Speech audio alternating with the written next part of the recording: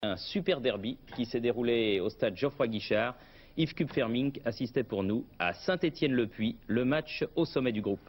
42 584 spectateurs pour un match de deuxième division, de quoi faire rêver les dirigeants de la Fédération française de football, qui pour la première finale intercontinentale n'ont dû se contenter mercredi de 20 000 personnes. Saint-Étienne-le-Puy, plus attractif que France-Uruguay, les temps changent ma bonne dame.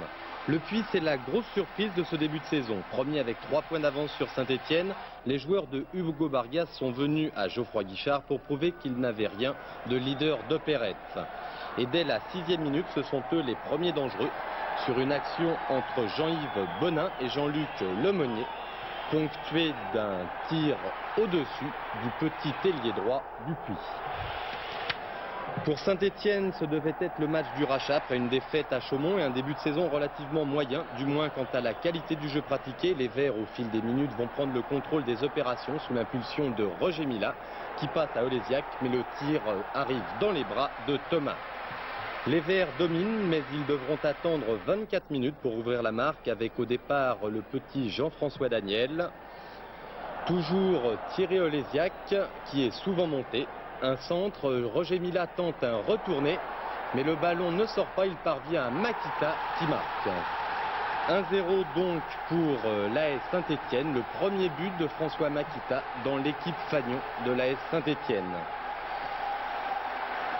Et les Verts ont bien l'intention de ne pas en rester là, ils ne relâchent pas la pression qu'ils exercent sur les poneaux. C'est comme ça que l'on appelle les joueurs du Puy. Et à la 31e minute, sur un nouveau débordement de François Makita, un centre instantané pour la tête de Roger Mila, idéalement placé au deuxième poteau. Roger Mila qui a trop piqué son coup de tête. 1-0, c'est donc le score à la mi-temps et ça va faire 2-0 d'entrée de jeu. Sur un coup franc contré, c'est Jean-François Daniel qui place le ballon dans la lucarne du but de Thomas. 2-0 donc pour l'AS Saint-Étienne qui à cet instant va relâcher quelque peu sa pression. Les joueurs du Puy en profitent pour refaire surface et montrer leur excellente organisation de jeu, avec notamment un excellent meneur de jeu, Jean-Jacques Ndoumba, qui se faufile et tire sur Jean Castaneda qui bloque ce ballon. Dans les dernières minutes, le Puy va tout faire pour sauver l'honneur et on retrouve Jean-Jacques Ndoumba, le capitaine du Puy, dans ses œuvres.